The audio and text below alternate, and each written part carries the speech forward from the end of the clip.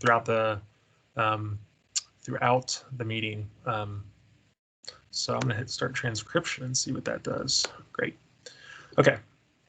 So I'm going to share my screen, and just so y'all and Elizabeth Bodeker, if you don't mind helping me kind of keep the chat monitored, that'd be great. So I'm going to share the first slide for today's meeting. This is our first regular meeting. My name is Matt Kleinman. I'm with Wayne Inn Children's Mercy, and this is the first meeting of our Physical Activity and Parks and Infrastructure Working Group. I'm joined by Jen Jutt and Laura Steele, who've been helping organize each of these respective individual sectors from KCMO Parks and Rec and Bike Walk KC, and they'll have some time later today to share a little bit more. But just want to say thank you all for those of you that have logged on already. If you would like to participate in the meeting, we're trying something new to keep it interactive and to really get good kind of feedback. I know this is a presentation format for these regular meetings, but to get feedback both from you all on the topic of today's theme that was decided at last month's meeting, but also to kind of ask questions to the presenters, see if you can connect with them, any suggestions, comments, anything that you have. All of that's going to be done through this platform called Menti, menti.com. You can go to it on your cell phone and enter the following code, and that'll be on each slide, so you can find that and follow along. So we'll go ahead and get started with that first question. It should be already available. I'll make sure that it is. But the first question is just where's most of your work focused? So go ahead and you should be able to answer. I'm starting to see people's locations pop up, so this has given us a great indication of where we're at across the Kansas City region. The Kansas City Physical Activity Plan is really meant to address physical activity across the whole region that is in the kind of Children's Mercy Service area, but really everywhere that kind of considers itself a part of the Kansas City area. So this is a great indicator for who's doing what where. So feel free to kind of answer that, and this will kind of get you in the mode for the Menti questions. They'll advance as I advance the slides. So the first thing, just want to say again, welcome to everybody. The way that these meetings are going to go is just to have a welcome and introductions, but really the focus is on presenting to the theme of today's meeting, which is on health equity.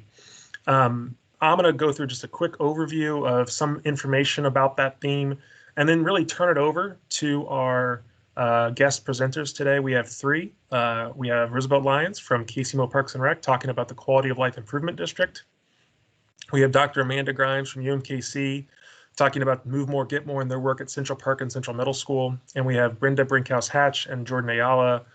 Both are working on another sort of related project over with Groundwork Energy and the Green Team Toolkit. The last two projects we'll talk about in a second are funded by the Health Equity Institute mini grant program. And then at the end, we'll have hopefully some time for just open discussion, no agenda, just whoever wants to kind of chime in can do so. But the first thing I just want to share with all of you is that we're excited that the Kansas City Physical Activity Plan was released, the first version of it last week. You can check it out at the website KCPA Plan, kcphysicalactivityplan.org. You can download it. It includes the first year of organizing and all of the sectors that have been participating so far. We're looking to launch 4 new sectors, including sports, mass media, business and industry, and public health later this year. So we're working on that now, but just know that this is kind of the first step in getting a set of strategies and priorities. Many of you have participated in these meetings, but if you haven't, feel free to check it out. It's got a lot of background information, but a lot of stuff that today's presentations and all of the working group presentations will hopefully relate to. So the first question for our theme today is what comes to mind when you think of health equity? It's kind of just getting us started.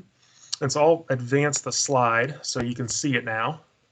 But what comes to mind when you think of health equity? And so this is an opportunity on your phone to use menti.com and use the code 1457610 if you haven't already logged in. But just take a moment, start reflecting on what types of words or ideas come to mind. And so all of this will be shared, just so you know, in the running meeting notes for this working group. So this is stuff you all have access to, and we'll share that at the end of the meeting.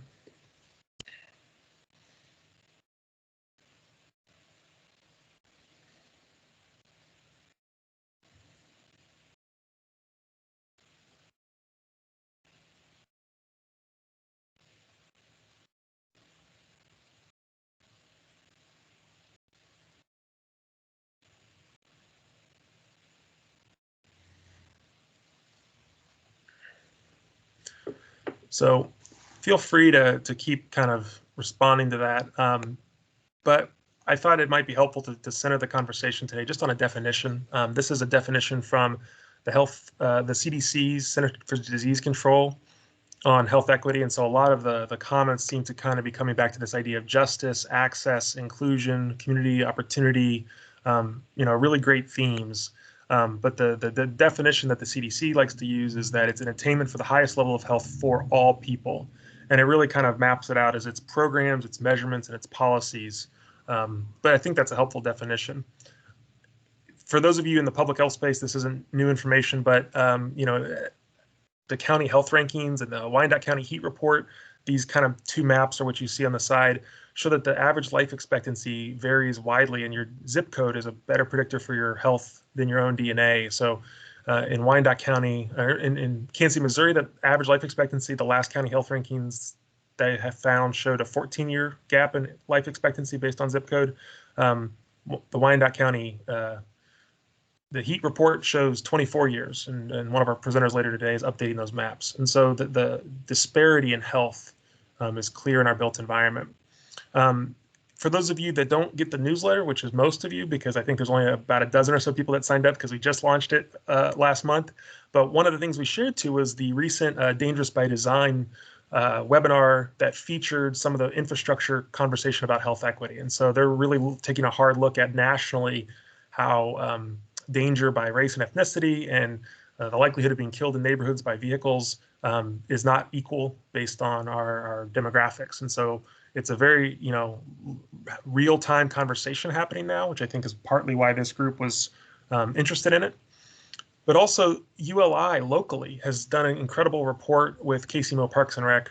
And one of the conclusions they came away with is that fundamentally equity is a question of resource allocation. They had a whole list of recommendations. We'll make sure that this link is available, but the report does a great job and does call out specific recommendations. And I imagine Roosevelt, our guest presenter first, will be able to speak to some of these in a little bit.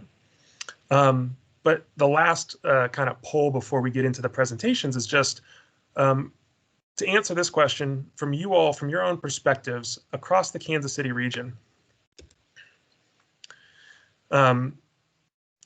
How do you all feel about some of these statements? Across the Kansas City region, is it easy for everyone to find spaces to be physically active in? How we invest in our parks is equitable, how we invest in our infrastructure is equitable, and health equity should be a priority for this working group. So if you don't mind, take a minute to use the Menti, and it should be able to pop up on your screen, and just use the slide to say, you strongly agree or strongly disagree.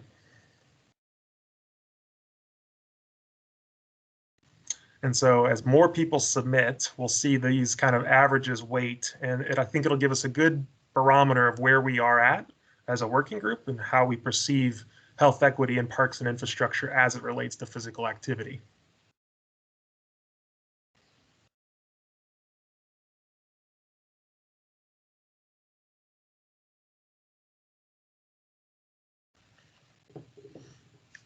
So just looking at this, it looks like people are kind of saying it's sometimes easy, sometimes hard to find spaces to be physically active in, but how we invest, to the ULI KCMO Parks report about resource allocation, how we invest in our parks and how we invest in our infrastructure is not very equitable. But it should be a priority for this working group is what this is starting to look like. So this is great. This is helpful for us, as a working group to start to define some of these relationships to the themes that you all wanted to present and have presented on today. So thank you for participating. There's going to be a couple more opportunities. If you are on the Menti, you can see at the bottom there's a Q&A.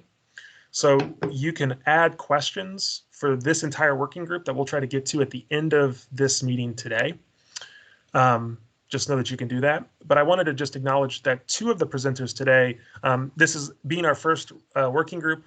We're grateful for everybody to participate, but Roosevelt is with the core sector work group, so he's been involved in the leadership of the KCPA plan for a while now. And then the other two groups are partially supported by the KCPA plan and just helping convene and support, and they have been funded by the UMKC Health Equity Institute. So I just want to give a chance to let you all know that this is a really great organization at UMKC. They're doing a lot of work to promote health equity.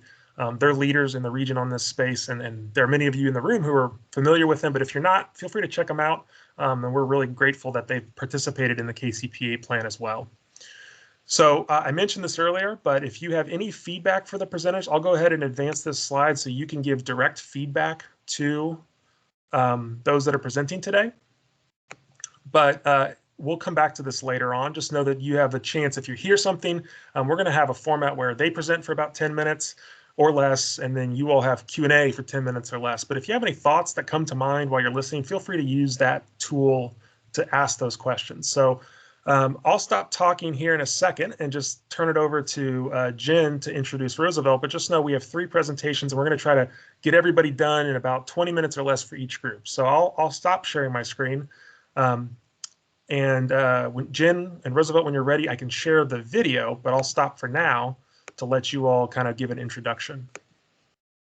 Sure. Thanks, Matt. Hi, everybody. My name is Jen Jett. I'm the superintendent of parks at Kansas City, Missouri Parks and Recreation. Roosevelt Lyons is my supervisor. I asked him to come here and speak about the Quality of Life Improvement District. Thank you, Roosevelt, for being here. Thanks, everyone, for being here. I don't want to give too much of an introduction because I don't want to steal any of your information, Roosevelt. But I think we wanted to start with a video, and then you can go ahead and do your presentation, Roosevelt, and then I might have some questions for you, and then we can open up to the group for any questions that they might have. Sounds good. So I will share the video. Give me 1 second to queue it up. But this was a video that I think will kind of anchor some of the conversation, and we'll have another video later as well to talk about one of the other presentations.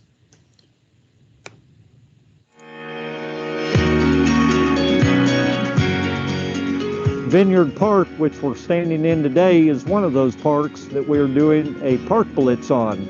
A park blitz is when we have all the districts come and they're assigned tasks within that park to shape it up and make it a lot more presentable and user-friendly for the citizens of Kansas City and those that live around this park. I like to say I have a knack for improving parks when they're in not tip-top shape. I go and take a survey of these 37 parks and find out what's needed most in those parks to be completed in a timely fashion. There's playgrounds that are broke, we'll get those parts ordered. Playgrounds that might need resurfacing or re-mulched.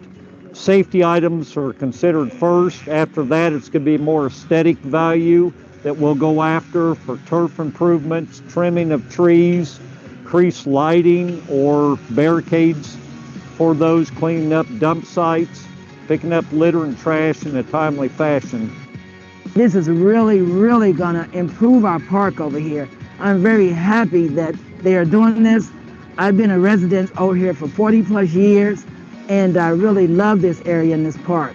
I think it will really improve the neighborhood because it would, when people come by, they would be willing to stop and have a picnic. Their children can come down here and play.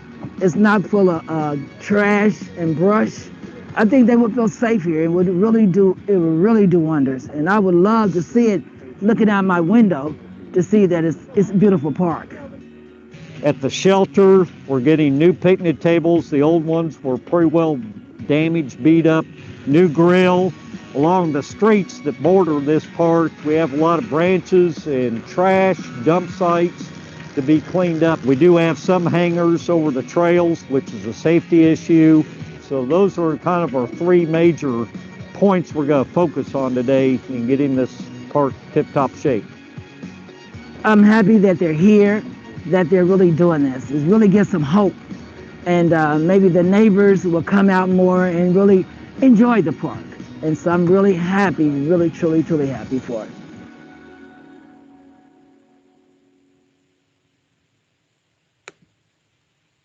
Okay. So. Awesome. Well, thank you. As Jen mentioned, I am Roosevelt Lyons, Deputy Director of Operations for Kansas City Parks and Recreation. So what you just saw there is a video of what we would call a park blitz at one of our what we call our QLID district, which stands for Quality of Life Investment District.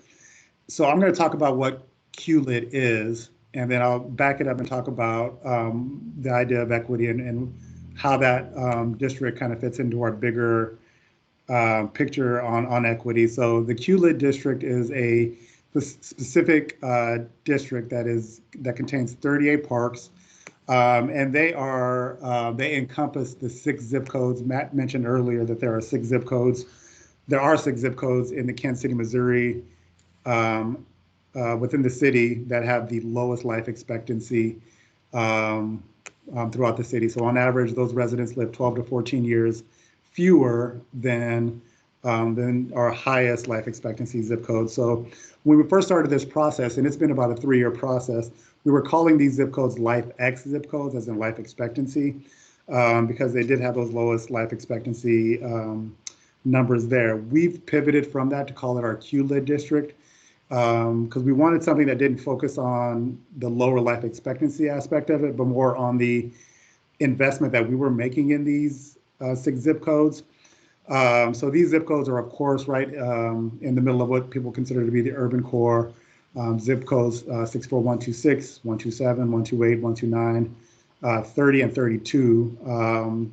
So there's obviously in those districts there tends to be a much higher rate of poverty, unemployment. Often those are where our lot higher Black and brown populations.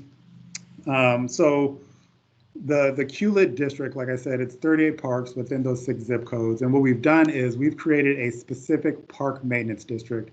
And what we did that because we do an internal audit of all of our parks. It's called SHAPE program. We have an auditor that goes out and looks at all of our parks. And what we found is that when we compared our parks that are in the QLID district or in these 6 zip codes, they did much worse on this audit. And they compare things like playground equipment, surfaces, litter, graffiti, trash, the actual turf, the grass, how high the grass is. And so we saw consistently that in these 6 districts, in those 6 zip codes, that they just had consistently lower scores. So we formed this specific park district, and what makes it unique is that we actually brought in current staff, some of our best staff from other districts. So you saw Dave Stark on there, who was the guy at the beginning of the video. He is one of our best staff members. He has traditionally worked up north. Our parks up north consistently rank higher, and there's lots of reasons why those parks rank higher. Our parks in the urban core of the city are much older. They have much older infrastructure, which is where we are missing, where we need a lot of help. But we brought Dave in because he is one of the best staff, and we brought a lot of our best staff from our other districts. We completely formed a district, our 4th district. Normally we have a north, south, and the central district. This is its own district all by itself. It has our best equipment, it has our best staff, because we want to be very intentional about investing in those parks, because we know that people are less likely to go to their park if it doesn't look good, if it's not inviting, if it's not safe, if the equipment is broken, if it's old, if it's beat up. So the other thing that makes this work crew very unique is that it kind of has, it's kind of a one-stop shop. So before in our other park areas, you might have a crew that comes in and takes out the trash, which is separate from a crew that mows the lawn, which is separate from a crew that repairs the swings, which is separate from a crew that takes care of the trees. So this team actually has all of that in kind of one. So once they go to a park, they can assess what it needs at that time and take care of everything kind of on the spot. So it's not this kind of waiting, fixing one thing and kind of waiting. So we're really excited about this, and it's kind of getting up and running. That ULI report it highlights something that we believe at Parks is, if you're talking about equity, what we're talking about is a matter of distribution of resources and how you choose to distribute those resources. So oftentimes you hear people say, well, we could be more equitable if we just had more money. If we raise more money, if we got a grant, if we had more money. If equity is key to your organization, which it is to ours, it's one of our 4 pillars, then that means you have to look at your resources and figure out how to use those more equitably, which for us means putting them where they're needed the most, right? which for us means that there might be a greater investment instead of doing things equally, which is what we have been doing. We do things equitably, which means some of our parks in our QLID district might actually need more mowing cycles or more litter cycles than the rest of our parks. They need more capital investment. So we have a deferred maintenance team who distributes all of our capital repair money. So the first question we ask is, what do we need in our QLID district, right? So that means a bigger chunk of that money goes to those districts than it normally was. And that is because traditionally, for a lot of reasons, they've seen a lot of disinvestment, right? So we feel like it is our job to go back in and kind of right that wrong, right? And there's lots of reasons why there's that disinvestment, some unintentional, bad policy, some just, culture of the city, but some were intentional, right? When you're talking years ago and some of the policies and around housing and restrictive covenants, some of them were intentional. So we feel like it's our job to go back and kind of fix some of those things by investing purposely.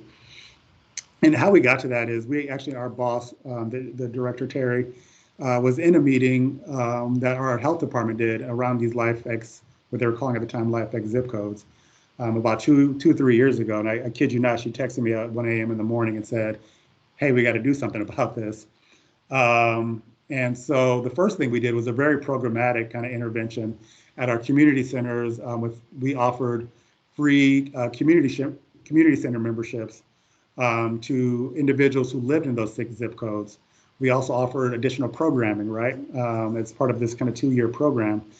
So that was kind of our first start. And then we took a step back and said, well, wait, if we're really going to have an impact on at least people's perception of their health, we need to really figure out how we ingrain this throughout our department. It can't just be this standalone program. So that's kind of how we got to the QLID district. We are working with Center for Neighborhoods on investment in kind of our outreach and capacity building in those 6 zip codes. As I said, we've committed to increase mowing. So everybody says, how come, Benton Boulevard or Paseo doesn't look like, or Cleaver doesn't look like Ward Parkway? Well, it's because Ward Parkway has gotten private money for those. So one of the things we did was say, well, we can't keep taking private money for these locations like Ward Parkway, like Tice Park, like Luce Park, if we're not willing to match it in our QLID district. So that's what we did. We made a commitment to, if we're going to take those private funds, which often come with some specific, hey, we want you to do more upkeep on Ward Parkway.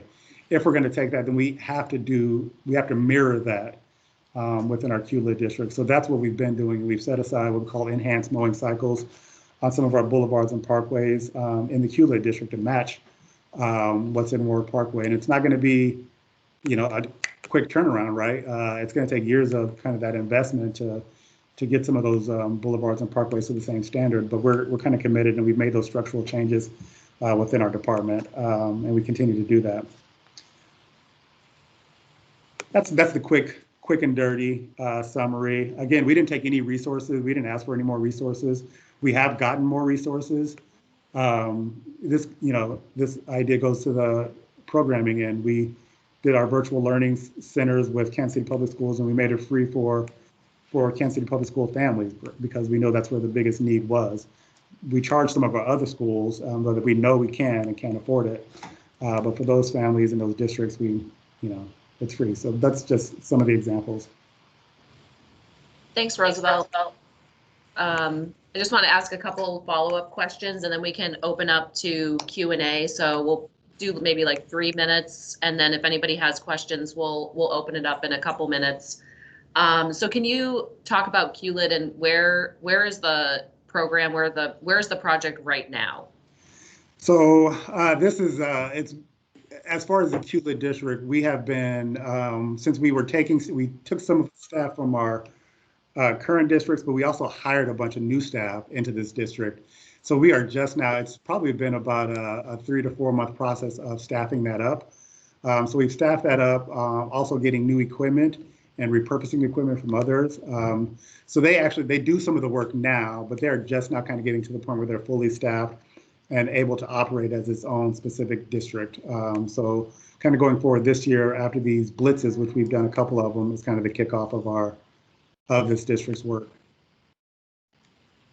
Thank you. And as the project gets up and running, people might be curious to know how can others engage with this project? There's lots of ways. You can volunteer with us. We have a lot of volunteer. We have an awesome volunteer program. Kelly Jander runs our KC Parks Ambassadors program. They do tons of cleanup, brush removal. If you follow any of our social media, you can see some of just the amazing cleanups they've done in the Marlborough area, the Vineyard area, Blue Valley area. So that's one way to get involved. If you are one of those people that are like, yeah, just tell me where to give my money, I can give you a place to give money as well. We take donations. Leslie Alford is our development manager. We also value people's input, right? So we have an open door policy here. You can come to a Parks Board meeting. Advocating for equity is important because if we're reallocating resources, that automatically means we're taking them from somewhere if we're not getting new resources, right? So that makes people uncomfortable. That makes people who traditionally have had the resources, that gets them a little uncomfortable. So we need more advocates for equity and telling the story of why that's important so that we kind of get out of this status quo that we're in right now. All right, thank you. What are some of the biggest challenges of this project that the Parks Department has encountered? So I could give you some structural challenges just from working, in a bureaucracy that have been a challenge, whether that's reallocating staff and funds and resources. But I can tell you, at the root of all of those is a deep-seated, unacknowledged, bias oftentimes. Because, like I said, when we start talking about, and we often in the ULI report talks about this, and it's an easy parallel to draw, but it's just one example. When we look at some of the development, the attention that gets put into the Northland, the new development that gets put in, while we know that we have failing infrastructure in the core of our city, right? The need to build bright, shiny things sometimes while we know that some of our older infrastructure isn't doing well. That's a problem, right? So when we start saying, hey, wait, I don't think we should build something new and we should be putting our money into these older parks where, well, I'll just say black and brown people are, right? Where under-resourced people are, right? That is a challenge to the status quo that people will push back on in a lot of ways, but never actually say it. So just getting to that digging under that and surfacing that is probably the biggest challenge. And those structural barriers that people throw up are often just a symptom of protecting the status quo, right? So, yeah.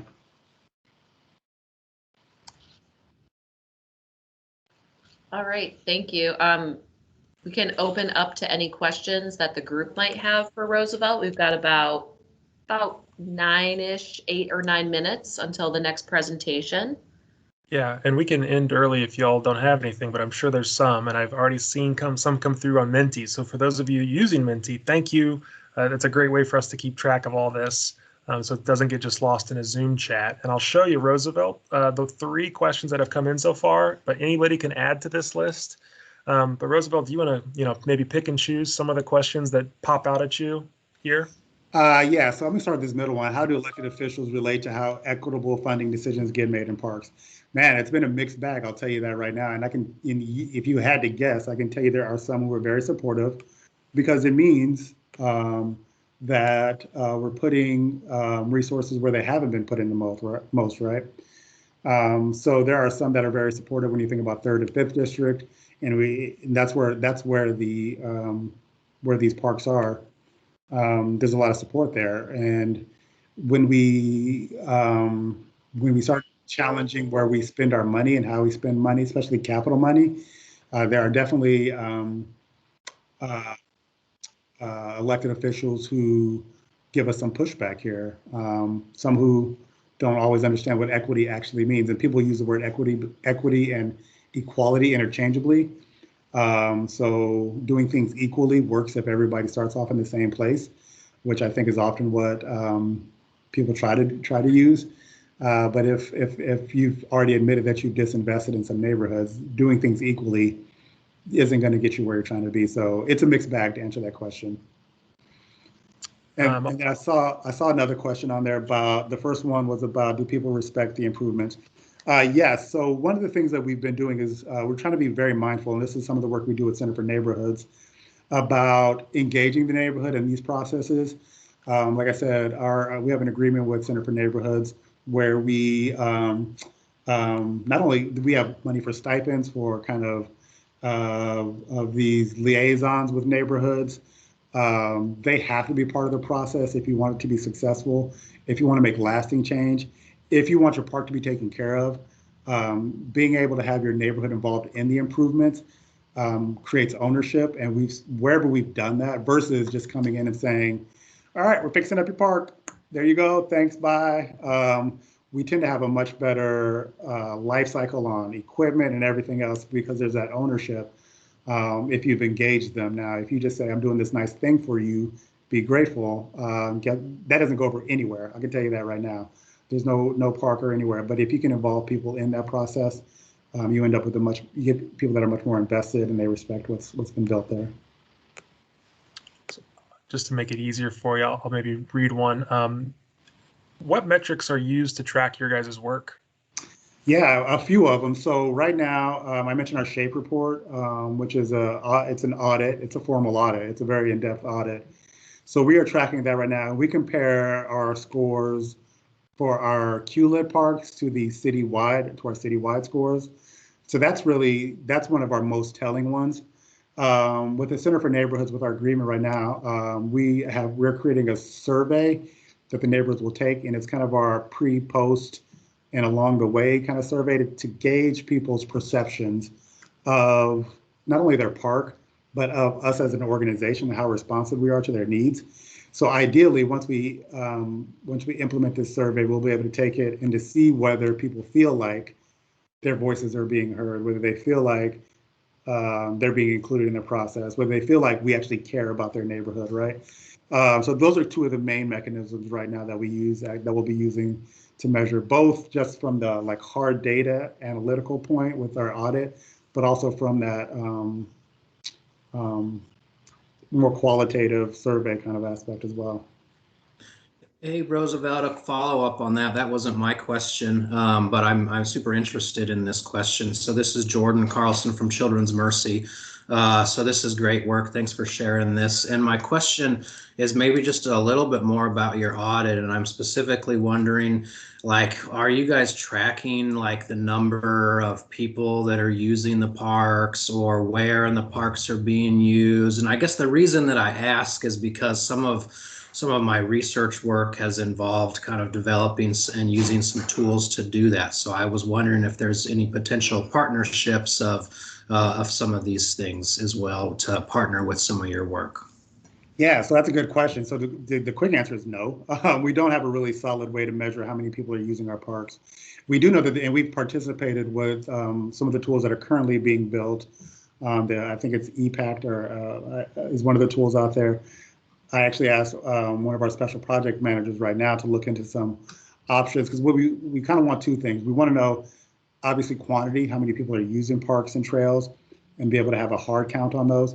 But we also want to know the qualitative stuff while they're there. What's their perception of the park? So I think we're completely open, and we're definitely looking for options right now to get that in a really easy, non-invasive kind of way from people at the park. So if anybody has any ideas, send them our way.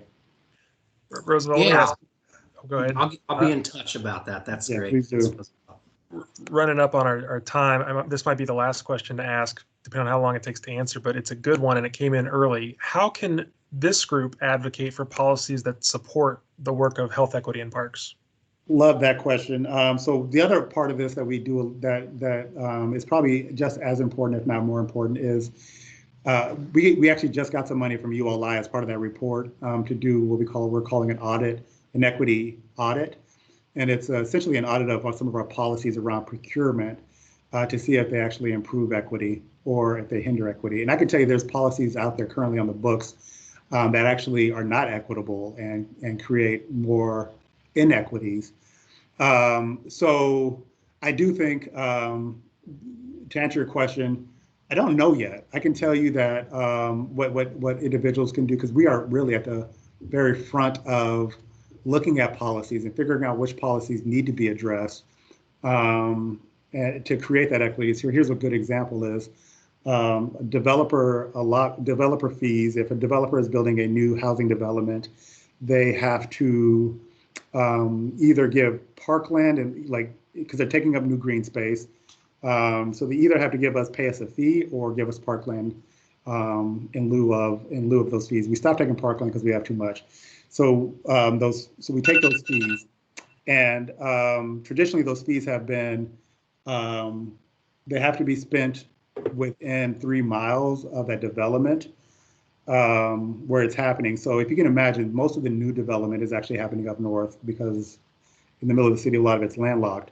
So now you have a developer, they have to pay these fees, but these fees are tied to within 3 miles of this development where it's actually not needed, right? Because these are very new. A lot of times they're creating their own pools and amenities that go along with them. So one of the things we're talking about now is how do we unrestrict those fees, right? So even if you're putting in a development up north, how do you unrestrict those so that you can use those fees for, let's say, deferred maintenance at Swope Park or Vineyard Park or Oak Park, right? So that's just one example of a policy that has good intentions and sounds good sometimes, but has these unintended consequences that create further inequities. So all that to say, stay tuned.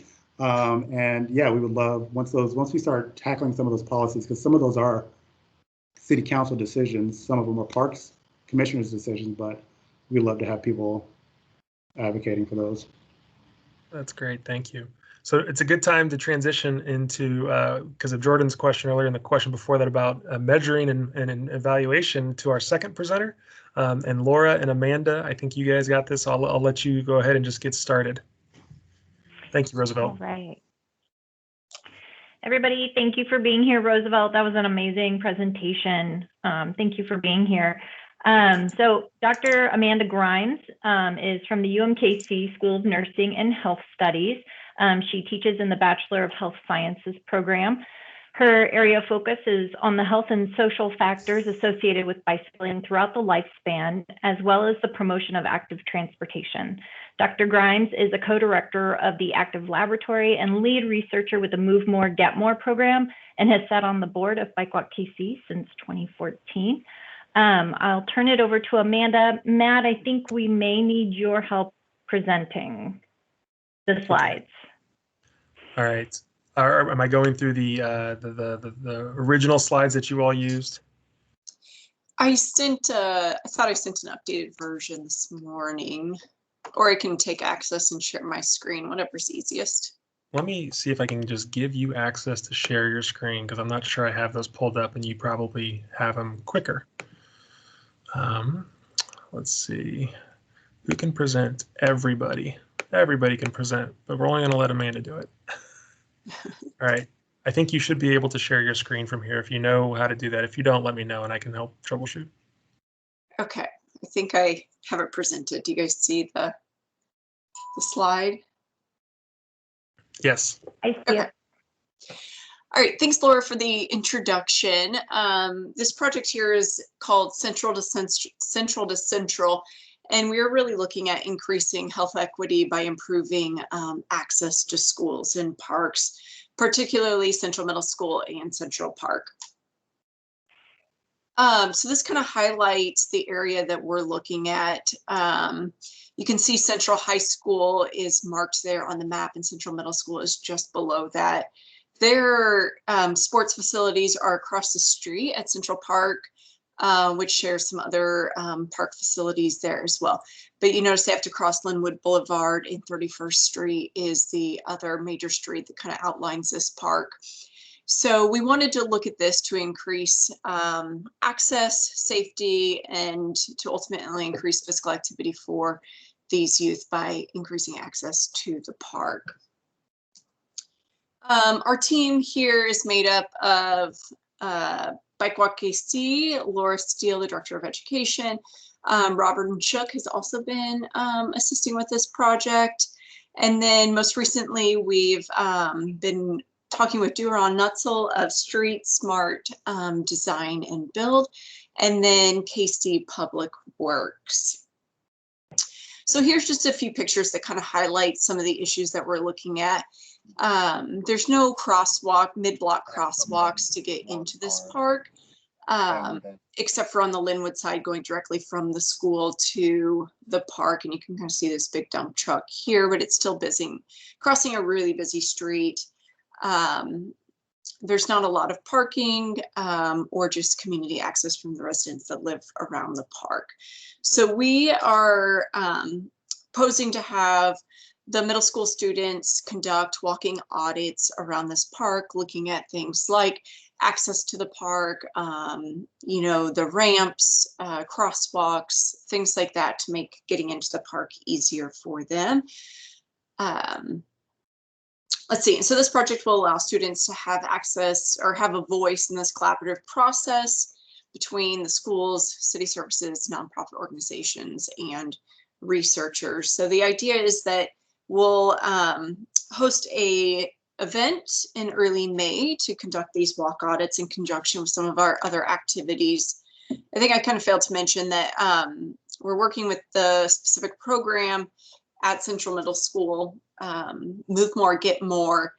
And these kids are already enrolled in a physical activity and nutrition intervention. So we will be kind of hosting one of these Move More, Get More events on that Saturday in the park, and then students can conduct these walk audits.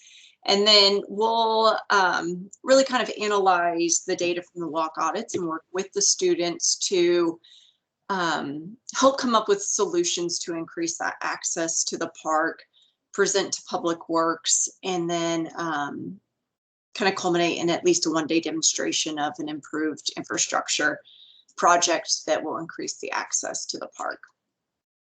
So here's just kind of some other pictures of other projects around town that have increased safety for pedestrians, kind of highlighting those crosswalks in a colorful, fun way. You know, this is something possible that could be done with this project here at Central Park.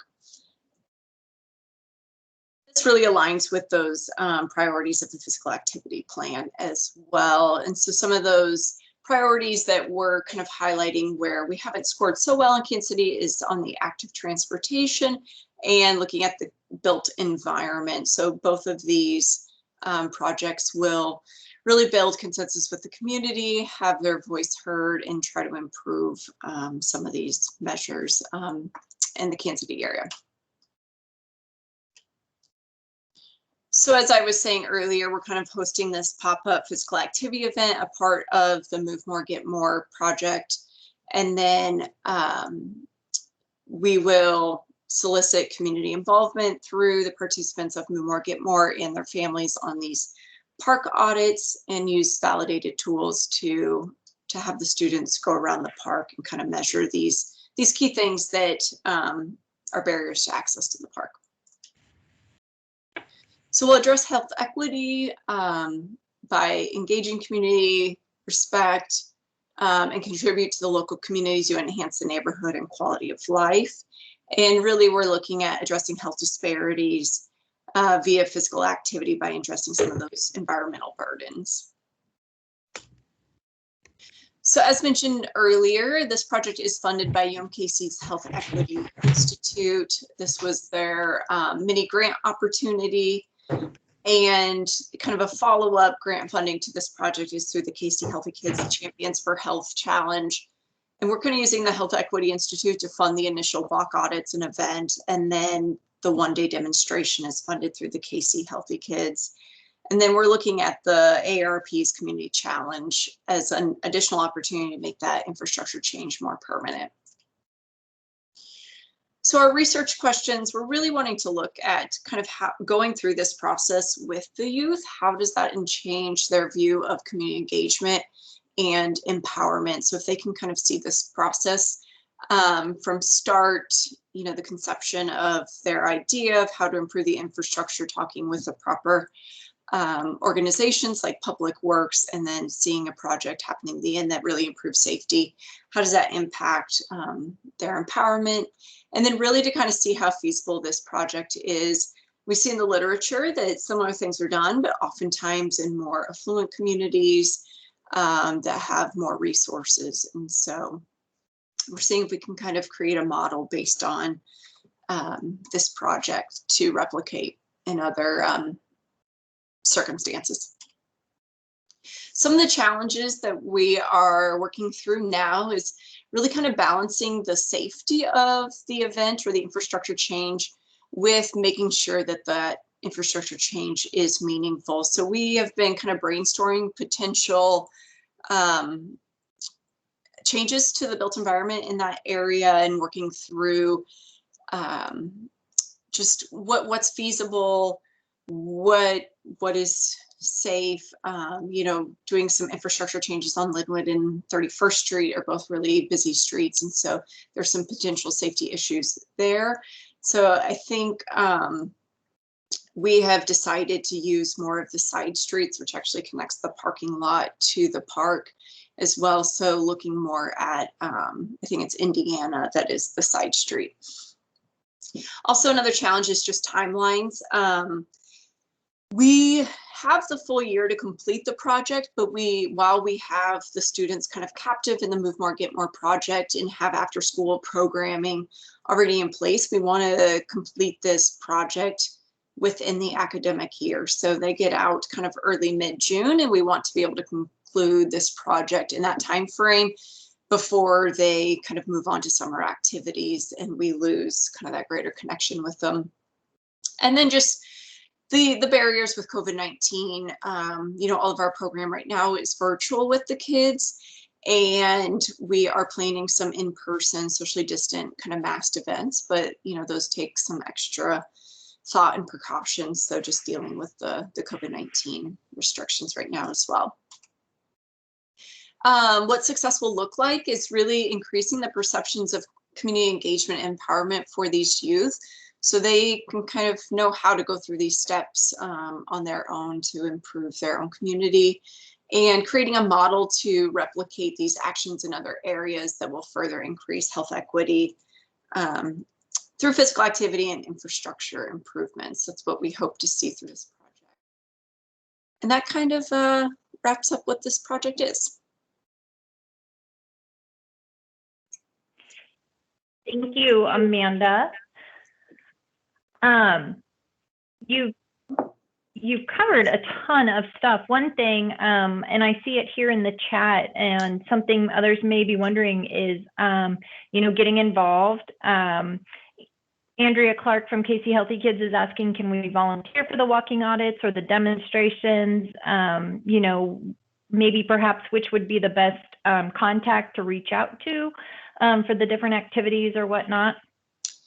Yeah, actually, that would be a really great way to collaborate and get others involved. So we know we're going to try to do kind of small groups to do these walking audits, to have some kind of trained person help guide the walk audits with small groups of the youth. And so people experienced in those, that would be great to have their help with that. So they could either email me or you, Laura, I think would be fine, and we can discuss ways to get others involved. But yeah, I think having community show up to these events, when we kind of figure out more details, we can kind of advertise that and have community members come see what the youth have identified and advocated for. Awesome. Yeah.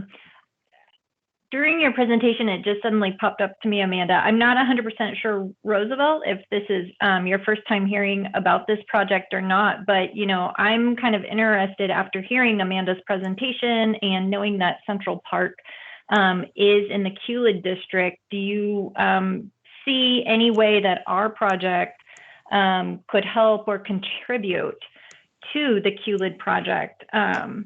You know, so nobody's doing double work. Maybe we can, you know, knock out a few birds with one stone. Any thoughts? Yeah, absolutely.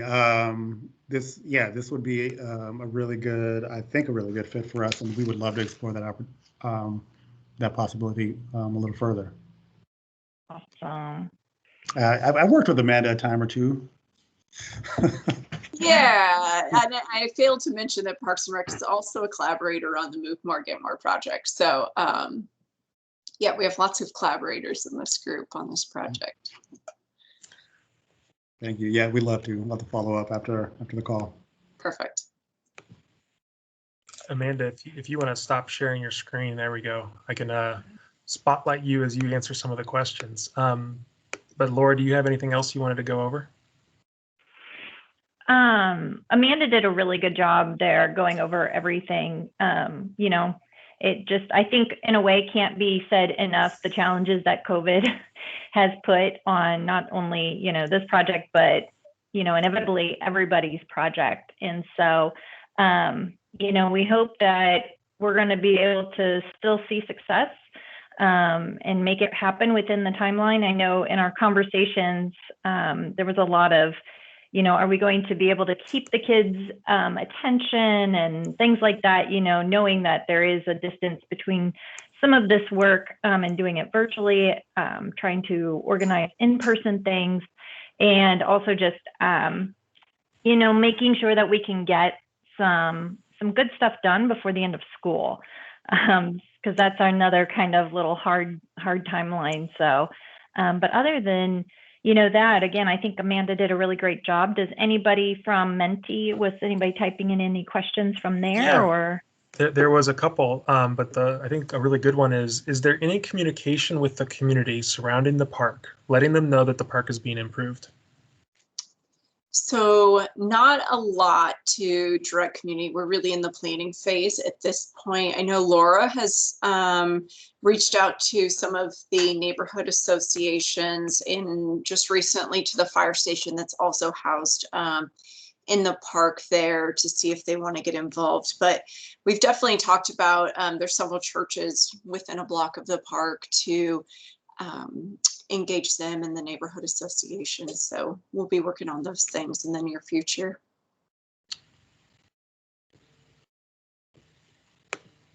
And I think if there are any other, I don't see any other questions in the chat. Andrea asked, can we volunteer for the walking audits or demonstrations on the teams? I don't know if, Laura, did you cover that earlier? yeah, I did. I see Dr. Kramer has his hand up. Is he? Yeah. Me unmute?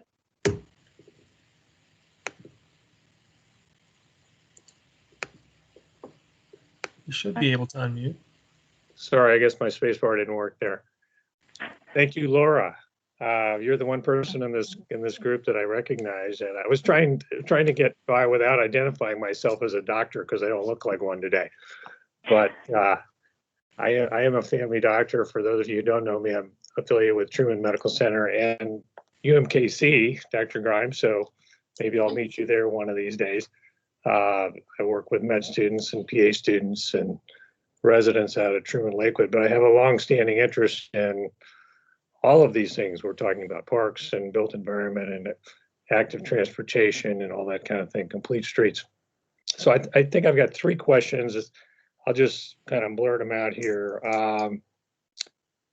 And you probably mentioned this, Dr. Grimes. I know you talked about students. I heard middle school. Are the high school students at Central High also involved?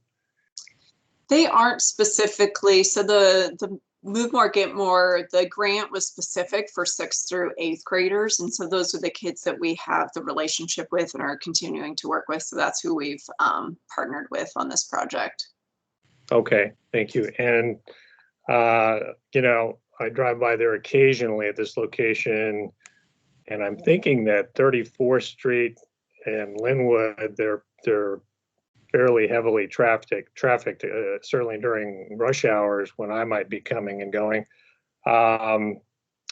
So I think the speed of the traffic and just the traffic patterns would be a huge concern there. I'm sure you'll be looking at that. And then finally, could this kind of project fall within the umbrella of the Safe Routes to School program?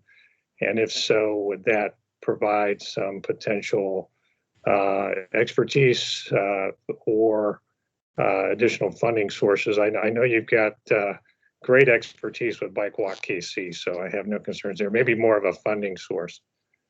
Yeah, we actually did apply for some funding in December that they had available, and their response back was like, looks like you guys are a well-established team that knows what they're doing.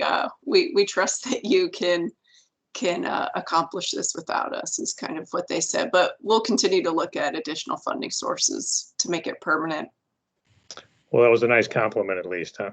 Yeah. All right. Thank you very much. Thank you. So if we don't have any more questions, I think we're running up on our time to switch over to the last presentation. But Amanda and Laura, thank you both. I get the honor of introducing Brenda and Jordan. I won't say too much. I'll let them introduce themselves. And we have a short video, which is similar to the slides you saw from Amanda. So I'll let Brenda and Jordan go ahead and introduce yourselves. We'll play the video, and then we'll just go, let you kind of wrap up with anything else you all are doing before Q&A. Brenda, I know you need to go before 2 o'clock, so we'll make sure we get you done quickly. So go ahead and take it from there. Brenda, if you want to go first. Sounds good. Hello, everyone. My name is Brenda Brinkhouse-Hatch. I am the new Green Team Coordinator at Groundwork Northeast Revitalization Group, also known as Groundwork NRG, here in Northeast KCK. So I started last fall, and we are just kicking off our new Green Team youth crew, which will be doing work in and around Northeast KCK, a lot of green revitalization projects, as well as history catching, water quality testing, a whole slew of activities. And we'll be talking specifically about one of those community engagement pieces that Green Team will be facilitating this spring. All right. Jordan, you with us? I'm struggling to work with teams, but I'm getting there. Good afternoon, y'all. Jordan Ayala, he, him. Working with Groundwork NRG when it was formerly Historic Northeast Midtown Association, and had a long relationship over there in Waco and Love, and always wanted to get involved and collaborate in the work that's going on in a formal capacity, and love that this chance came about to do this work, do some YPAR light, some youth participatory action research light work, co-design work. Really excited to work with Matt and Brenda and the Green Team students on that, which you'll hear about in a second. The credentialing thing, I'm a PhD candidate at UMKC in economics, but more of a planner and a geographer and a GISer than anything else. My work focuses on race and identity and housing, what I call stratification economics. Just started a new position where I'll sadly be leaving KC for a little while to move up to the Hudson Valley to work at Bard College on a OSOON Economic Democracy Initiative, a new project trying to promote economic justice and economic democracy through curricular activities, research, and different participatory and engaged processes. I'll leave it at that. Matt, do you have the video?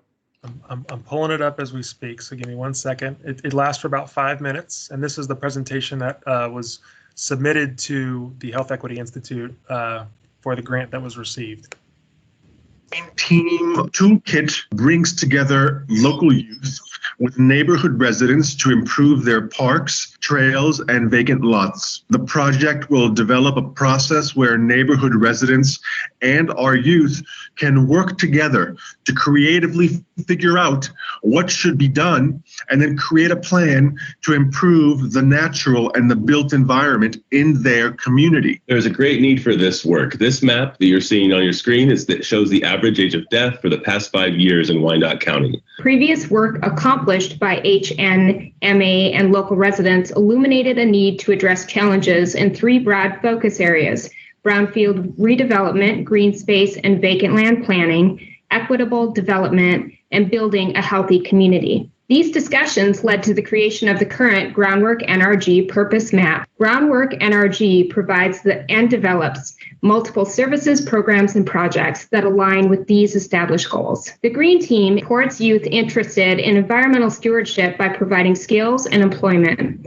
Our Groundwork NRG Green Team program has dual goals: to prepare Northeast KCK youth for a lifetime of environmental and healthy community leadership, and to invest in our community's future and capacity to improve its physical environment.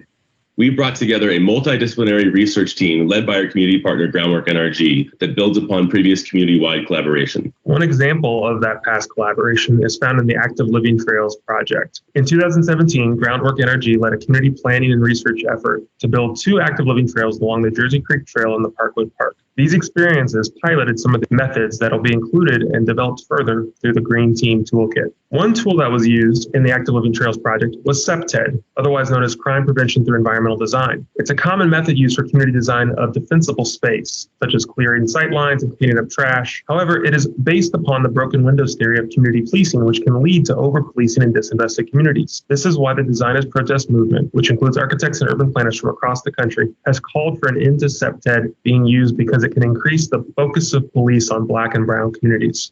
This project uses a youth-led participatory action research process to develop the Green Team Toolkit as an alternative environmental design tool to CPTED to improve the quality of green space. Research suggests that this approach can lead to increased physical activity, lower incidence of property crime, and increased community capacity and collaboration, especially among youth participants. We will conduct pre- and post-surveys of community participants. The Green Team will then collaborate with researchers in conducting surveys with the community members, participatory mapping, and story catching. We have set our sights on 3 locations in Northeast KCK: a vacant lot at 710 Oakland Avenue near Sumner High School, a bridge built by the YPA in the 1930s in Parkwood Park, and finally along Jersey Creek Trail around 9th and Parallel Parkway. The first workshop at 710 Oakland will be held in late spring and will showcase a green infrastructure design plan featuring native plants and drought-tolerant trees that beautify the neighborhood and invite residents to walk through or enjoy a quiet moment in nature. In the summer, we'll begin our planning for the second workshop in Parkwood Park and round out our last hands-on program in the Jersey Creek Trail in the fall. We'll be sure to wear a mask and be safe and follow all COVID-19 precautions with every workshop. The Green Team Toolkit proposes the development of a new method for improving the natural and built environment that uses YCAR methods to design, prototype, test, and evaluate a tool that empowers residents living in disinvested communities. During each workshop, Green Team members will ask neighborhood participants to take a brief survey that asks questions about their participation in the Green Team Toolkit and invite feedback for ways that it might adapt and be refined. Following each workshop, research facilitators will conduct follow-up focus group interviews with Green Team members to reflect on their experiences using the Green Team Toolkit. We're excited to add to the great work that Groundwork Green Teams are doing across the country. Groundwork NRG will invite community members to participate and share updates and results from the Green Team Toolkit at each of their neighborhood quarterly meetings in 2021. Additional dissemination will occur through UMKC's Community Connect website, featured by the Kansas City Physical Activity Plan, WICO Livable Neighborhoods, and submitted to peer-reviewed journals. Groundwork NRG is a part of the Groundwork USA, EPA, and National Park Service Network and is currently seeking related funding for racial and environmental justice projects. Thank you so much for giving us the time to present our proposal. We thought it important that you hear from one of our Green Team members for themselves. Hi, my name is Lanaya Mee. I live in Wyandotte County and I go to Wyandotte High School. I've been working on the Green Team this fall and I really love it because it helps me uplift my community and learn more things about where I come from. All right. So keep in mind there's still Q&A options available on the Menti, but for the 5 remaining minutes we have, just to kind of introduce the project, I thought maybe I'd ask a question to each of you. And so, Brenda, maybe starting with you first, what are some of the challenges that you've experienced getting the Green Team and the Green Team Toolkit together? Yeah, so I think as it was mentioned in other presentations here today, I think, you know, the situation with COVID has been one of our biggest challenges. Trying to connect with the teams at Sumner Academy and Wyandotte through virtual presentations, trying to figure out how we can bring them in office to do hands-on work, because we're doing water quality testing. We're seeding native plants. We're on site doing the work at 710 Oakland and getting geared up to start that work. So just really trying to make those connections virtually with teens right now is not easy. They are already inundated with virtual experiences through school. And now we're at a point where they're actually going to go back in person beginning today, I think, for KCK. So that, I have a 16-year-old daughter. When she goes back full time, that's going to be a huge adjustment. So we're just trying to be incredibly flexible with their schedules and with their commitments.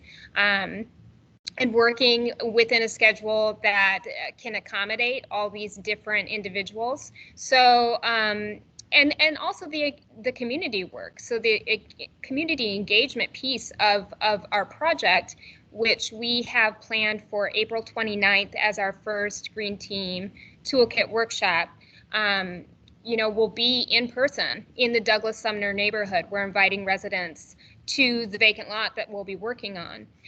So we are being very careful about, maintaining those COVID precautions while also trying to have this in-person experience. And we're lucky enough that much of this work takes place outside. So that has been incredibly helpful. But I think that's probably our biggest challenge, to kick this thing off in this sort of semi-virtual, semi-in-person environment. So I'm hopeful that as the year progresses, that will ease up and we can, feel more comfortable being together in person, which will really, I think, open up a lot more opportunities. Great, thank you.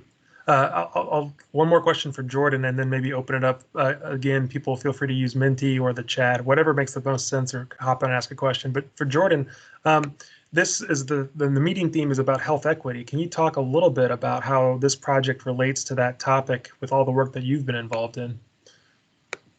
And I think you're on mute, just as a heads up. All right, can you hear me now? Yep. I feel so embarrassed. I can't use Zoom. I can't use anything but Zoom. So yeah, I'm happy to answer that question. So first, the most concrete and most recent examples, I've been working with Donna Young and the Community Health Council over there within their co-office space with Groundwork on updating the Health Equity Access Transformation, the HEAT report that they have on health equity over there. And just to start it off, right, to start off with a concrete example, right, we see this, which you saw for a moment in that video, the massive disparity, 24-year disparity across WICO.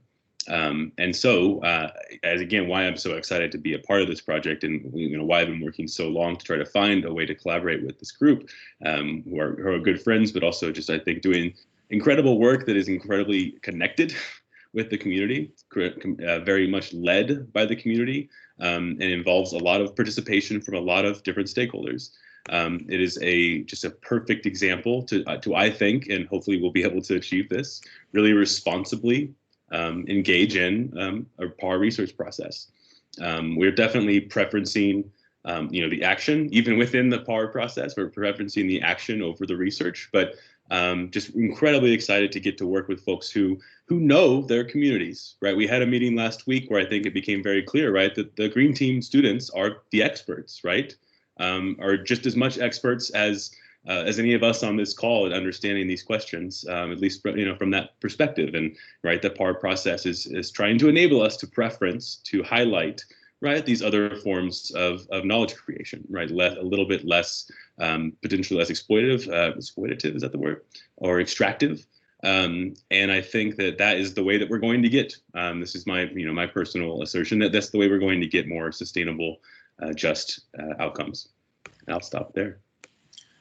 Thank you, Jordan. One question for either you or Brenda to field, or both of you. I haven't seen any other questions come in the chat, so people can feel free to hop in later, but get ready for those questions. This will be my last one.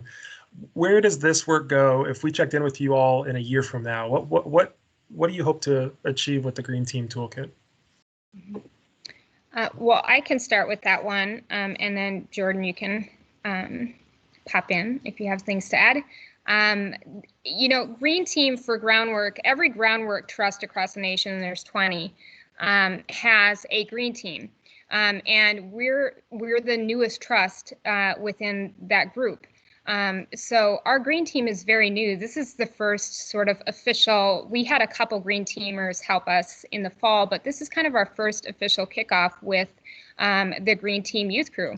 The idea behind Green Team is that not only do they do these community engagement pieces, and we're working with specific neighborhoods and neighborhood associations to do these different projects, but we're also giving them some career readiness experiences as well.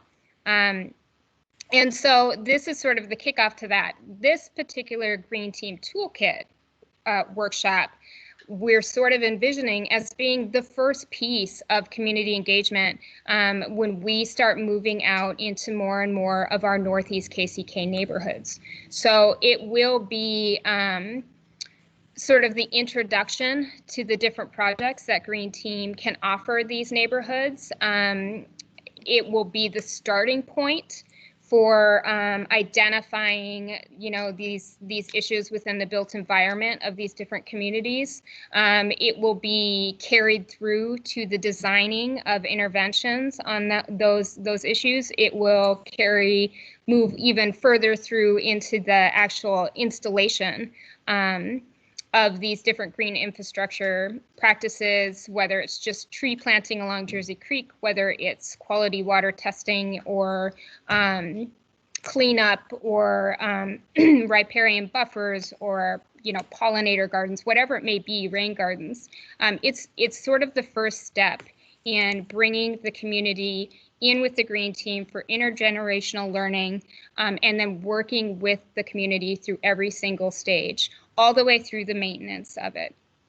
So we really just see it as the starting point for every project we do moving forward. And though we have funding with this particular grant to do these 3 projects, we're building this Green Team Toolkit workshop into future funding opportunities that we are applying for. So we have plans moving into the fall of 2021 to work with Turtle Hill Neighborhood Association. We have plans to work with Oak Grove Neighborhood Association in the spring, and keep connecting with these different neighborhoods, but using this same format as the Green Team Youth refine it over the next 3 sessions. So that's sort of long-term for us. We really hope that it becomes a central piece of the work that we do. Great. Jordan, anything you'd like to add? I guess I'll only amplify that, you know, this, or, you know, repeat what Brenda was saying, where really excited to see how we can get the community fully engaged, how we can structure this, and how we can also try to learn from this process, right? As researchers, and set up, again, I'll say it one more time, the sustainable, the more responsible engagement to address these really immediate needs. I'll stop there. Great. Well, I haven't seen any questions from the chat, but if anybody wants to ask, feel free to unmute yourself and go ahead and ask, but we're kind of coming up on the time in the next few minutes. So also feel free to just have a general discussion.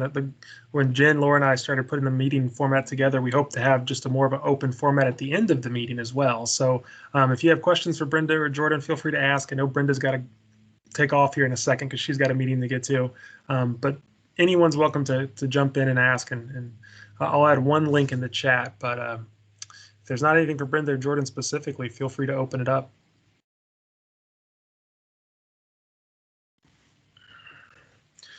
Somebody's got a question. Will this Green Team format be something that others will be able to use as a prototype in the future? Yeah, I think that is our goal. That is also part of our goal as well. We have the opportunity as being one of the Groundwork trusts across the nation that we will be able to present things like the Green Team Toolkit at our National Assembly that happens in October. and hopefully, you know, present to other groups who might be interested in trying out the same community engagement workshop in their communities as well, their neighborhoods. So certainly we're hoping that we can refine it and keep working on it, and it will evolve to become a method that other organizations can use as well. Yeah, I'll just add to that I think it's incredibly important to highlight the potential for an alternative to the CEPTED process. I know there are other approaches and there are other folks working on that. In this moment, it's always been necessary, but in this moment and with this opportunity to really work with the community and work with the other service orgs rather than you know, a policing approach. I think that is really important to highlight and is a dream, I guess, or is an aspiration, right, of seeing this tool be used for that type of work. Great. Well, thank you both for agreeing to present, and thanks as well to Roosevelt and Jen. The question just came through in the chat. Is that where can we find information about the project online? If you want to follow up real quickly with answering that one, Brenda and Jordan, is there a spot to find more information online? Well, I will say not currently. We are just literally kicking this off next week. So we're really going to start digging in with the 6 Green Team youth that we have signed on for the spring. So we will definitely update our website as that process evolves, and, you know, hopefully get more information out as we get further along in the process. Great. Thanks. So, you know, we're kind of done with the presentations. I felt like this was a pretty good first ever regular meeting for the Physical Activity in Parks and Infrastructure Working Group. So thank you all for participating. I'll only add one more thing. The next meeting, we're going to, I think, stick to this consistent last Wednesday of each month from 12:30 to 2 with a similar format in April. And the group that met in February said they wanted to talk about policies and initiatives. So that's the topic for next month. I think right now we've sort of identified a couple of folks through emails and suggestions from the working group from last month, talking about Complete Streets, Vision Zero, PIAC, and the Surface Transportation Program scoring criteria. So there's a lot of conversation happening next month on policies and initiatives at that level. But then the following meeting, we'll have a discussion. I think we're looking at doing a cross-sector discussion through the KCPA plan with the group that meets on healthy schools. So we'll have more information about that soon, but May will be bike month. And there's a lot of folks in schools who are very interested in improving parks and infrastructure. So it'd hopefully be a more open format in the May meeting. That'll be a lot of folks in schools and a lot of folks like you all getting together to talk about this kind of shared topic. So I'll stop talking, but if anybody else has anything else they want to jump in on, doesn't have to be about the presentations, but you're welcome to follow up. If there are questions that were unanswered, please feel free. I might just comment, well, thank everybody for allowing me to be here. I'm not sure how I got on the list, but I ended up showing up, so I'm glad I did. Just always curious about how these organizations and initiatives kind of fit in with others around the metro area. I've been working along with Laura Steele with many others with building a healthier Jackson County, which is actually with the Jackson County Health Department, which is their jurisdiction is really all of Jackson County except for Kansas City, Missouri, which has its own health department, of course. So we have that healthy eating and active living initiative going on as part of that. And then I'm always interested in how things tie in with like Mid-America Regional Council, which has had, you know, kind of similar efforts, certainly with community streets and some other things. And then of course I see representation here from KC Healthy Kids. I'm just always interested in how everything sort of ties together in the overall landscape of improving health and in this case, health equity in the whole metro region.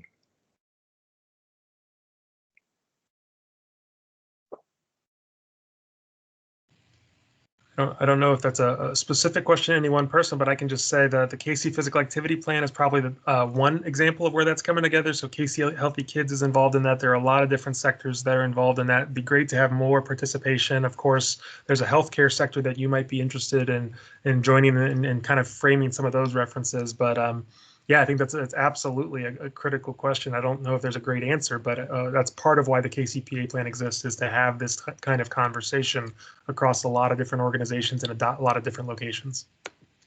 Great, thank you. I'll put another link to that, so if anybody wants to check it out, the plan was released last week, and feel free to check it out. Any other feedback or thoughts from everybody on the call?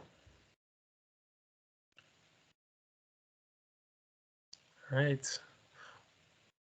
I know one thing that's come through a couple times from folks is just making sure that the signing up to the meeting process is more clean and easy to access. So I promise I'll work on that, making sure that it's more available to folks. There's some technological hurdles, but we'll work on it to make it easier to find the meeting next month. And also, please feel free, think of somebody in your network who would be interested in this kind of policies and initiatives conversation as it relates to parks and infrastructure, and invite them. We'll have the link up same time every last Wednesday of the month from 12:30 to 2.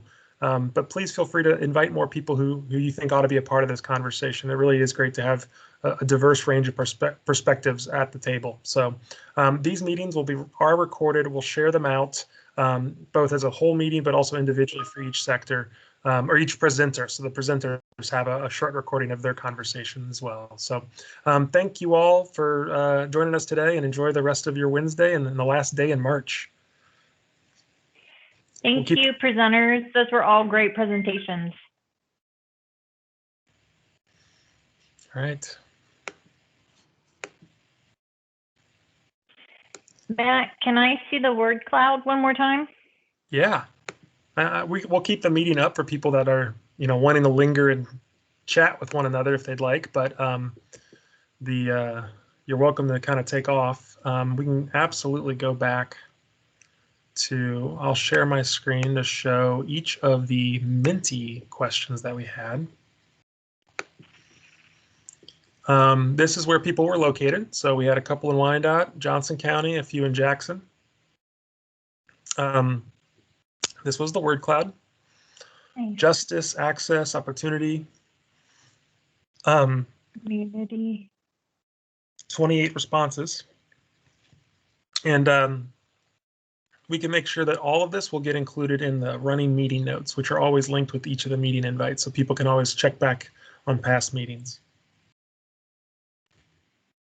This was the question about the importance of equity, health equity. So it looks like the numbers didn't change too much. We had 16 responses to this question. So seems like it's a priority. Kind of a mixed bag on whether or not it's easy to find spaces to be physically active in, and we could do better to invest in equitably invest in parks and infrastructure. And then these are some of the running comments. I think we'll work to refine how Q&A is received, but I think it's helpful to have kind of an assortment of ways of getting information back from those that asked. So there's also Q&A questions. I think this might be a better format in the future that we'll work to refine in future meetings. But these were specific questions, and people can thumbs up the ones they like, and those will rise to the top. So I think that is it. Is there anything else you wanted to look at, Laura? No, I will just say, Ed, kind of in response to your question, at our last meeting, we did have representation from, and Jen, help me remember, we had Parks and Rec representation from Blue Springs, and why am I now forgetting? I think we had KCK. We had KCK. We had another Jackson County city represented there that I was going to tell you about, Ed. Okay. They were involved and they're aware of the work. It was really great to have them here. They stayed, I believe they stayed afterwards. We had a further conversation kind of about May as Bike Month and how Parks and Rec, might be partnering to put the message out about biking and walking activities and whatnot. Alex Rotenberry, you know Alex from Mark, was in on, I think he was on that conversation. And so, yeah, there's definitely, you know, that effort through this meeting to be able to make those connections, you know, and again, bring a wider audience to projects that are, you know, about to take off, are in process, maybe ones that can be developed from this group, and again, make kind of natural connections. So that's, you know, kind of another point of this meeting. So we're always looking for lots of people, like we're putting the net out for a lot of people to come from different areas and whatnot, you know, and so we're still kind of, you know, in that process of forming these meetings, you know, to make sure that we're covering a wide range of topics, but it's still kind of germane to, you know, the Parks and Rec as well as infrastructure objectives that we've listed in the KCPA plan. One thing I'd add to that is Christina Hoxie is a community designer, works with a lot of neighborhood groups in the east side of KCMO, and she actually invited them all, I think, to this meeting. I think the challenge was possibly just the, you know, timing of when the meetings go out and when the invitations get received and where the links are. And so that's something we'll work on to improve. But she sounded like there was a number of neighborhood organizations that are currently doing this kind of work, just like Groundwork NRG, just like the Central Connections.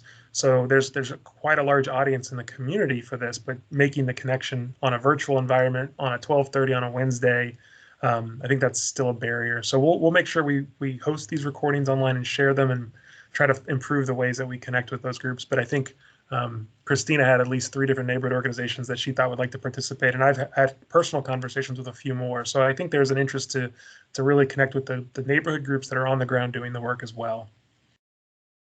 That's great. Ed? I didn't mention earlier, I don't think, but I live in Lee Summit, and we have a fair amount of experience in Lee Summit with complete streets. We call it livable streets.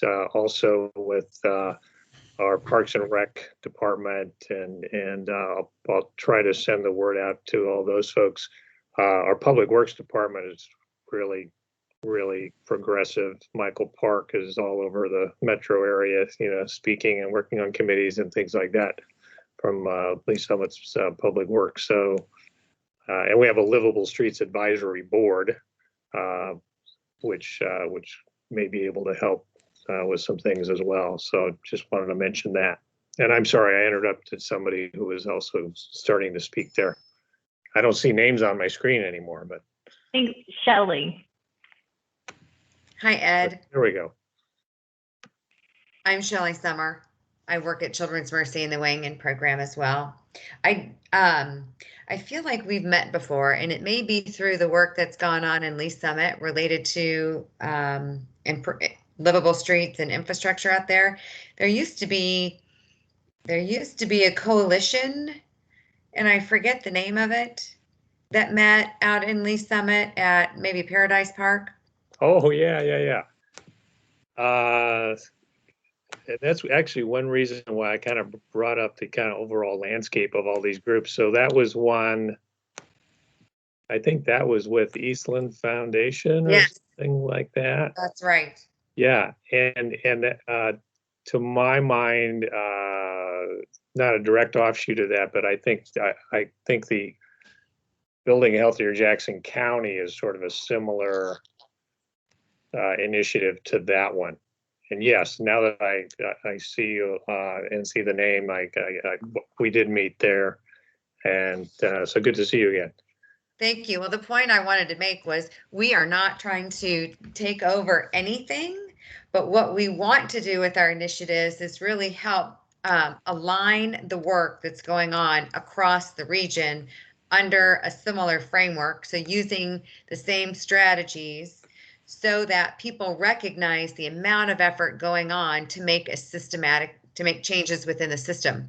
So you know this, I'm sure, for rates of anything to change, whether it's prevalence of overweight or obesity or chronic disease, that sort of thing, you have to have enough movement within a system going in the same direction. Mm-hmm. And there are outstanding projects going on across the area.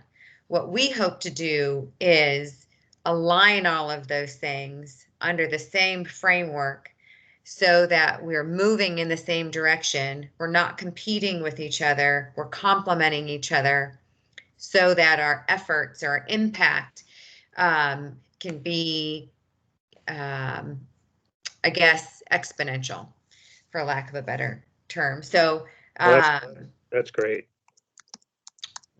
That's one of the things we hope to do. And I wanted to make that point because I think, you know, based on your comments, you see that opportunity, and any feedback you have for us and how we can ensure we're doing that versus just saying we're doing that would be really valuable.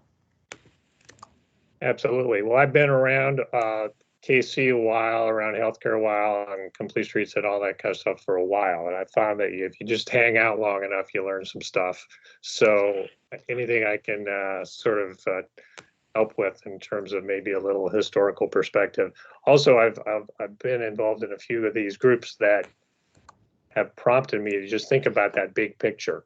And I'm reminded of a little, not a flow sheet, but it's kind of a diagram I put together years ago in some frustration with all these things going on, mostly with having to do with just health, improving healthy communities in general.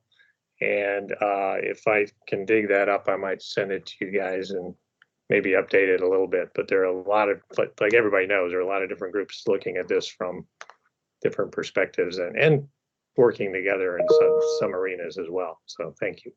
Well, so I'm going to mention one other thing. I am the support for our healthcare sector work group. And in the healthcare sector work group, a few of our strategies are around trying to get questions about physical activity and sedentary time embedded into providers' visits with patients. So the way we've done that in the primary care setting or pediatric setting is in well child checks. Right. We'd like to expand that to adults through exercise as medicine and get providers comfortable asking assessment questions, talking about exercise as a treatment for chronic disease or other health issues. And as you know, that's a really challenging and difficult thing. And as I look at improvement plans across the region, you know, whether it's Johnson County, Jackson County, Cass, Wyandotte, doesn't matter. All of them have, you know, nutrition and physical activity components as part of it, but the strategies they're using aren't all the same. And so if we could align our strategies in similar ways, for example, prevention of chronic disease, can we get questions in healthcare settings, and can we get a way for them to be reimbursed so providers will have an incentive to spend the time with the patients to ask these questions? Then we might actually be able to have some impact. You know what, does that make sense? Well, sure. Yeah, there are a lot of components to all of that. Knowing that you may get some reimbursement or at least some acknowledgement if somebody's reviewing your note, let's say, when you see somebody that you address this question, anything that can be done to make that as easy as possible, that would be great. And of course, everybody's on electronic records these days, and we use at Truman and all Truman offices, we use Cerner. I don't know what you guys are on at Children's. Cerner. You're on Cerner as well. Okay, so anyway, you know, building it in there, and the I also am a huge proponent of, you know, wellness visits, and not only wellness visits, but addressing wellness at every visit. At least asking, you know, have you had your COVID shot or your flu shot, or, you know, screening tests, immunizations, and counseling and chemo prophylaxis, things like that. But so, yeah, I'd be happy to talk about any of that stuff going forward as well. Excellent. Well, I may invite you to participate in one of those healthcare sector work group meetings to share your experiences as well.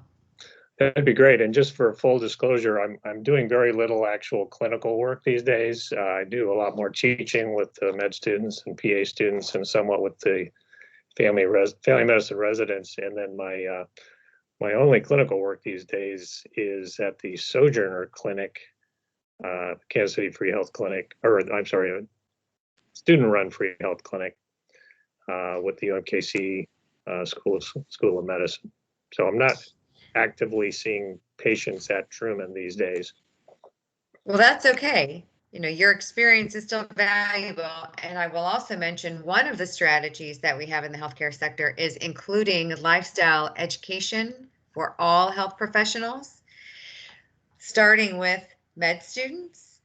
I mean, that would be a great place to start. It just seems to be a little bit easier to embed it in their curriculum. But as you probably know, it's not that easy to do. It sounds so easy, like, oh, sure, let's just add it in there. But if you put something in, something has to go, and negotiating that is very challenging. But your experience with curriculum and med students is valuable for that strategy as well. You bet. And it is hard. I mean, and Laura knows how hard it is to get education inserted into elementary schools and middle schools and high schools, and med schools and PA schools are no different that way because they're already just jammed with stuff. Right. That's exactly right. Yeah. I think you are both exemplifying the goal of having the meeting after the meeting, which leaves some space for discussion to really kind of go in different directions. So thank you for both for kind of keeping it going. But I want to be respectful of everybody's time who's still on the call. So yeah, thanks for showing up. Don't have to go home, but you got. We'll see you next time. That's right. Sounds good. Great to see you again. Thanks. Ed, I agree. It was great to see you. I do have to mention, Ed, really quickly. We did a Confident City cycling on Thursday, and